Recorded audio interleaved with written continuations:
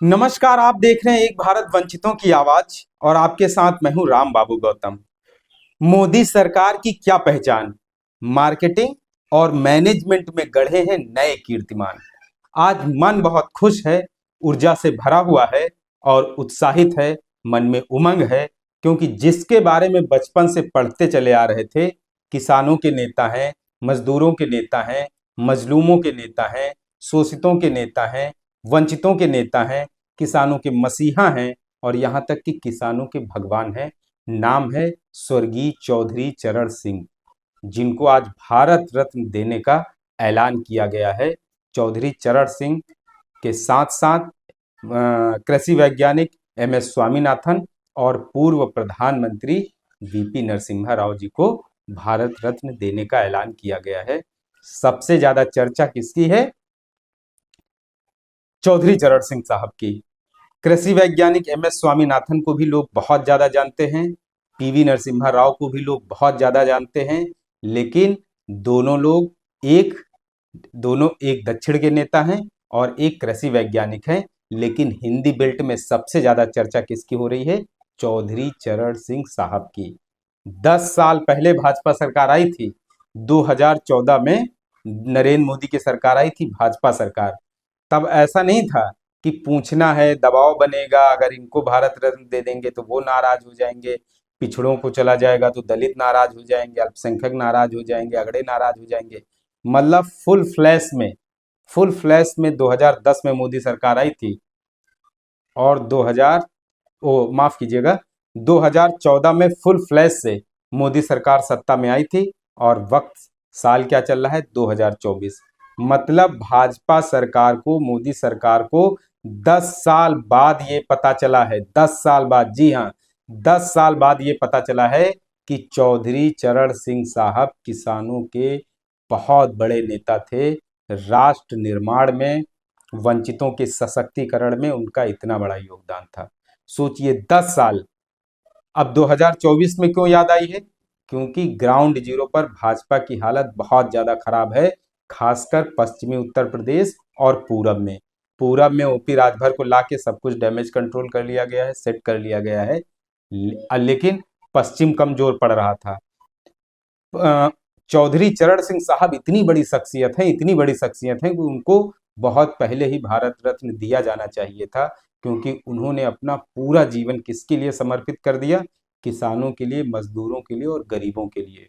वो जिस बैकग्राउंड से आते थे, कभी उसके साथ कोई समझौता नहीं किया, कभी उसके साथ कोई समझौता नहीं किया, हमेशा गरीबों, किसानों, मजदूरों के लिए काम करते रहे। विधायक रहे बागपत के छपरौली से, 40 साल तक लगातार विधायक रहे, 40 साल तक। सोचिए, प्रदेश सरकार में, उत्तर प्रदेश में कई बार कैबिनेट मंत्री रहे। किसानों की समस्याएं उनकी पहली प्राथमिकता होती हैं।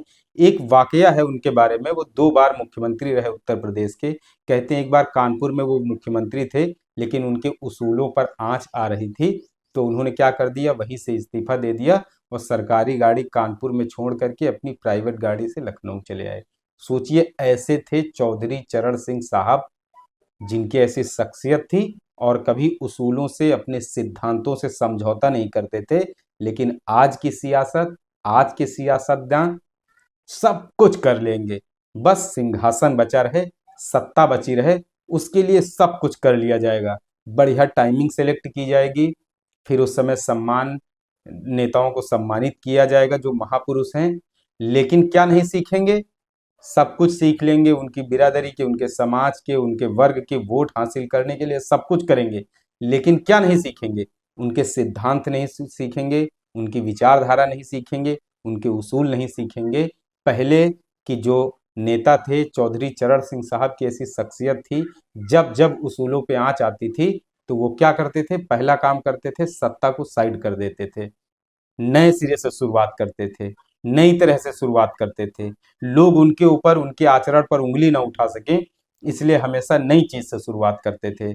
सत्ता चली गई, फिर दूसरी बार वो इतना काम करते थे, लोग उनको खुद कहते थे कि नहीं, चौधरी चरण सिंह साहब हमारे नेता रहेंगे, उनको पद मिले, वो हमारे लिए काम करेंगे। एक वाकया है, कहते हैं इमरजेंसी के बाद वो जुलाई 1979 में, जुलाई 1979 से जनवरी 1980 तक देश के प्रधानमंत्री रहे, करीब 5 साढ़े 5 महीने का उनका कार्यकाल है। कहते हैं कि वो जनता दल सरकार और जो कांग्रेस सरकार के समर्थन से सरकार थी, तो उनके ऊपर ये शर्त लगाई गई कि आप प्रधानमंत्री बने रहेंगे, लेकिन इमरजेंसी के दौरान 75 में जब आपातकाल लगा था, तो उस दौरान जिन कांग्रेस नेताओं पे मुकदमे दर्ज हुए हैं, तो उनके मुकदमे जो है आप वापस ले लीजिए और आपकी सरकार कंटिन्यू चलती रहेगी, कोई फर्क नहीं आएगा, पूरा समर्थन सब कांग्रेस का रहेगा। लेकिन चौधरी साहब ने क्या किया? चौधरी साहब ने फिर भी, जब वो भारत के प्रधानमंत्री थे, सोचिए प्रधानमंत्री के पद तक, वहां तक पहुंचने के लिए नेता क्या क्या जतन करते हैं, लेकिन जो प्रधानमंत्री खुद बना हुआ है, जिसके पास जो खुद मौजूदा सिटिंग प्राइम मिनिस्टर है, वो ये कहता है, चौधरी चरण सिंह साहब कहते हैं कि सत्ता रहे या ना रहे, लेकिन उसूल और सिद्धांतों को पहली प्राथमिकता दी जाएगी। उन्होंने कहा कि कांग्रेस नेताओं के ऊपर जितने भी मुकदमे दर्ज हैं वो वापस नहीं लिए जाएंगे, मैं प्रधानमंत्री रहूं या ना रहूं, और वही हुआ। उन्होंने मुकदमे वापस नहीं लिए, कांग्रेस ने अपना समर्थन वापस ले लिया, उसके बाद सरकार गिर गई। चौधरी चरण सिंह साहब प्रधानमंत्री की कुर्सी को ठोकर मार करके, प्रधानमंत्री के पद को छोड़ करके वो फिर से अपनी जनता के बीच में, किसानों के बीच में आ गए। सोचिए, ऐसी शख्सियत थी चौधरी चरण सिंह साहब की, और उनको क्या चुनाव के समय भारत रत्न दिया गया। अगर ये सम्मान उनको 15 अगस्त या 26 जनवरी या बहुत पहले दे दिया जाता, चुनावी मौसम के बहुत पहले दिया जाता, तो सोचिए उसका उत्साह, उसका माहौल कुछ और ही होता, तब मोदी सरकार पर सवाल भी नहीं उठते। लेकिन सवाल इसलिए उठ रहे हैं क्योंकि भाजपा जो मिशन 80 उत्तर प्रदेश में सपना लेके चल रही है, वो सपना उसका पूरा नहीं हो पा रहा है, वो सपना उसका साकार नहीं हो पा रहा है। क्योंकि वो सपना इसलिए साकार नहीं हो पा रहा है क्योंकि हालत ग्राउंड लेवल पे बहुत ज़्यादा खराब है। तो अब हालत खराब है तो डैमेज कंट्रोल किया जाएगा। कैसे डैमेज कंट्रोल किया जाएगा? किसी को सम्मान दे दो, किसी के पीछे ईडी लगा दो, किसी के पीछे सीबीआई लगा दो, किसी की पार्टी तोड़ दो, किसी के नेताओं को अपने यहाँ बुला लो, किसी को लालच दे दो, तुमको कैबिनेट मंत्री बना देंगे। तो इस तरीके से गोलबंदी की जा रही है उत्तर प्रदेश में। लेकिन उत्तर प्रदेश के लोग बहुत बहुत ज़्यादा समझदार हैं। उत्तर प्रदेश के लोग सियासी रूप से इतने ज़्यादा सक्रिय हैं कि वो सब कुछ जानते हैं कि मिशन 80 को पूरा करने के लिए भाजपा क्या क्या कर रही है, बहुत अच्छी तरीके से जानते हैं। तो इस बार 2024 ने जनता ने मन बना लिया है कि उनको क्या करना है, लेकिन भाजपा ने भी मन बना लिया है कि उसको क्या करना है। जैसे ही प्रधानमंत्री ने ट्वीट किया कि चौधरी चरण सिंह साहब को भारत रत्न से सम्मानित किया जाएगा, उसके तुरंत बाद, थोड़ी ही देर बाद, चौधरी चरण सिंह साहब के पोते जो हैं, इस समय जो राष्ट्रीय लोकदल चला रहे हैं, जयंत चौधरी जी, तो उन्होंने कहा है कि प्रधानमंत्री नरेंद्र मोदी ने दिल जीत लिया है। तो मोदी जी ने दिल तो जीत लिया है, अब उनका अगला कदम है दल जीतना। कौन सा दल जीतेंगे? राष्ट्रीय लोकदल। तो लोग जो है वो सब कुछ समझ रहे हैं, पश्चिमी उत्तर प्रदेश के भी सब लोग समझ रहे हैं। लेकिन भाजपा अगर इतने चौधरी चरण सिंह साहब जैसी बड़ी शख्सियत का सम्मान कर रही, तो ये स्वागत योग्य कदम है।